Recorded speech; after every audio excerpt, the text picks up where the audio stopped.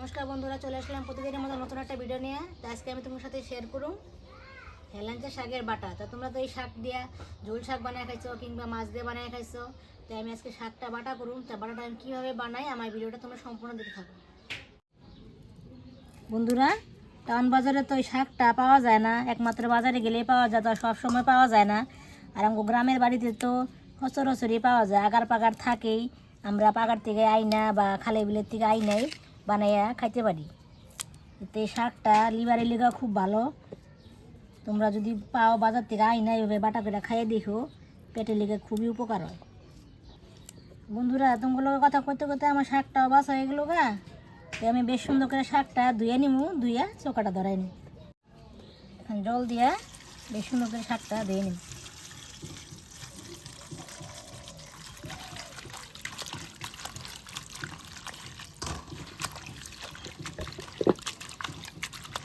শাকটার মধ্যে ভালো থাকে না, পরিষ্কারই থাকে, তাই আমি দুইবার জল দিয়ে নিই শাকটা।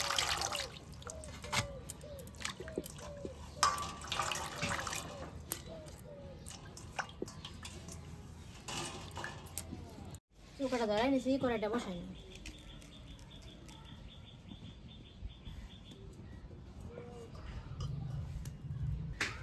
কড়াইয়ের মধ্যে জল দিয়ে দিব।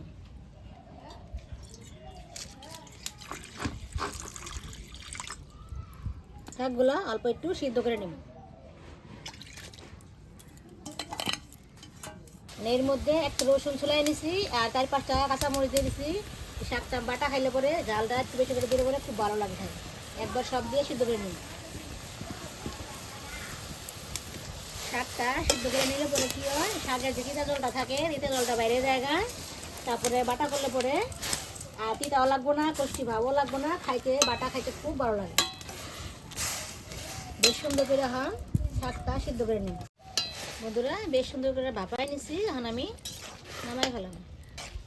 দেখো একদম সবুজ জল বেরিয়ে গেছে গা। তার মানে বোঝা গেল যে শাকের মধ্যে যদি তিতা ভাতটা থাকে জলটা সম্পূর্ণ বাইরে গেছে গা। এখন আমি নামাই ফেলাম। এটা গরম হয়েছে গা, আমি তেল দিয়ে দিব। তেল দিয়ে শাকটা অল্প ভাজে নিব। তেলটা গরম হয়েছে গা, শাকটা ভালো করে ভাজে নিব।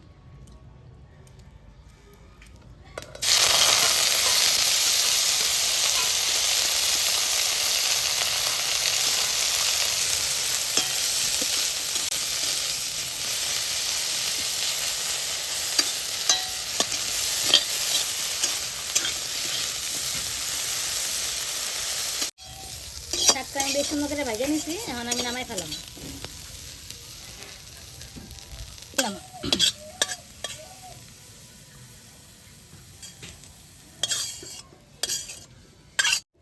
এর মধ্যে অল্প একটু লবণ দিয়ে দিন। লবণ দিয়ে ভালো করে বাইটে নিম। বন্ধুরা, এই বাটাটা খাইয়ে দেখো, গরম ভাত দিয়া খাইলে পরে যে স্বাদ লাগে, এক থাল ভাত তোমরা পেট ভরে খাই নিতে পারবা।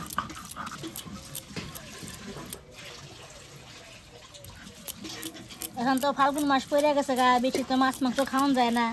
বাটা বুটা হইলে পরে একটু ডাল ডুল হইলে পরে এই দিয়ে ভাত খাওয়ান যায়।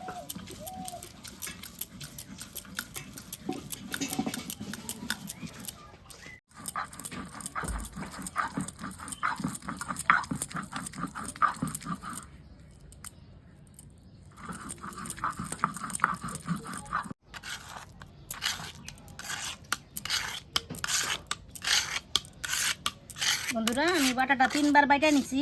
ধরো বাটাটা আমার কত সুন্দর হয়েছে, একদম কত ফিনিশ হয়েছে বাটাটা। বন্ধুরা, বাটাটা তো আমার হয়ে গেছে গা। এর মধ্যে সামান্য অল্প একটু তেল দিয়ে দিব। তেল দিতে আমি ভাবছিলাম তেল না দিলে হইতো, তা অল্প একটু তেল দিয়ে দিলে পরে খাইতে খুব ভালো লাগে। বাটাটা ভালো করে মাইখে নেব।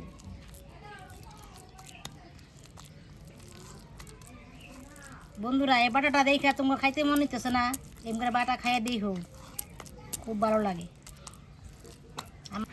বন্ধুরা, আমার তো এই বাটাটা দেখে জিব্বা জলাই পড়ছে, মনে হইলো ওখানে এক থাল ভাত খাই নি। এখানে নিছি, এখন আমি নামাই ফেলাম।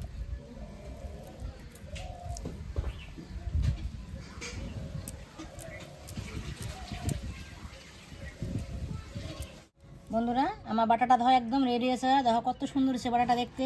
এই বাটাটা যেরকম পেটের লেগে উপকারী সেরকমই চোখের লেগে উপকারী। চোখে এই বাটাটা খাইলে পরে চোখের জ্যোতি বাড়ায়, চোখের কোনো ইনফেকশন হইব না, চুলকানি ভাব থাকে যে চুলকানি ভাব থাকবো না। তো বাটাটা তোমরা অবশ্যই বাড়িতে বানিয়ে খাইও। আর কেমন হয়েছে বাটাটা আমার কমেন্ট করে জানাইও। বন্ধুরা আমার হেলেঞ্চা শাকের বাটার রেসিপিটা কেমন লাগলো, যদি ভালো লাগে থাকে লাইক কমেন্ট শেয়ার করবা, আমার চ্যানেল সাবস্ক্রাইব করবা। দেখা হচ্ছে পরবর্তী ভিডিওতে। ধন্যবাদ।